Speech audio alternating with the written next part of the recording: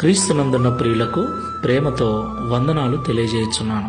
July నెల 28వ తేదీ 2024.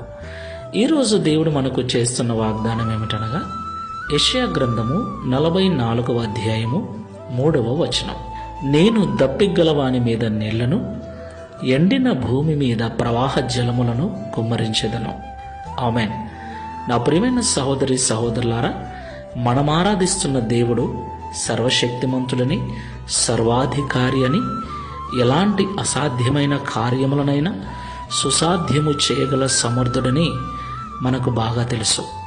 అయితే మనలో చాలామంది ప్రార్థించిన వెంటనే జవాబు రావాలని కోరుకుంటూ ఉంటారు.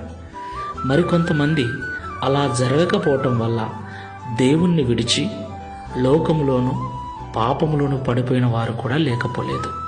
ఈ మాటలు వింటున్న ప్రియ సహోదరి సహోదరుడా, దేవుడు కలగజేసినప్పుడే ప్రతిదానికి ఒక సమయాన్ని నిర్ణయించాడని బైబిల్ సెలవిస్తుంది. దేవుడు తగిన సమయంలో ప్రతి పరిస్థితిని చక్కబరుస్తాడు. మనకి ఏమి కావాలో ప్రభు అంటున్నాడు. దప్పిగలవాని మీద నీళ్లను, ఎండిన భూమి మీద ప్రవాహ జలములను కుమ్మరించెదను అని. ఏ విషయమై దాహం కొని ఉన్నావు, ఏ విషయము జరగాలని ఎదురు చూస్తున్నావు, దేవుడు తప్పకుండా తగిన సమయమందు కార్యం చేస్తాడు. ఓపికతో, నిరీక్షణతో, ప్రార్థనాపూర్వకంగా ఈ విశ్వాసపు యాత్రలో ముందుకు వెళ్దాం. ప్రార్థన చేసుకుందాం.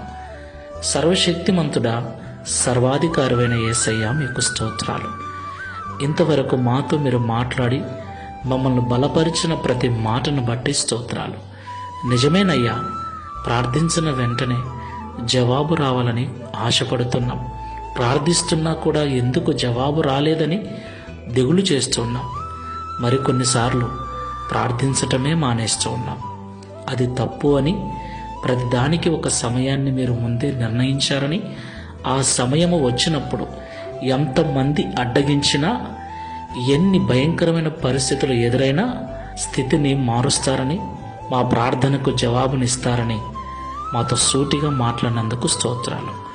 మాలో ఉన్న బలహీనమైన ఆలోచనలను, మాలో ఉన్నటువంటి నిరుత్సాహాన్ని తీసివేసి నూతన ఉత్సాహముతో ప్రార్థనాపూర్వకంగా ముందుకు వెళ్ళటకు సహాయం చేయమని, మీరు నిర్ణయించిన సమయము వరకు ఓపికతో ప్రార్థించే మనస్సును అనుగ్రహించమని, తద్వారా ఈ దిన వాగ్దానమును మా అందరి జీవితంలో నెరవేర్చి మీ నామమును మహిమపరచుకునమని యేసు నామములో ప్రార్థిస్తున్నాము తండ్రి.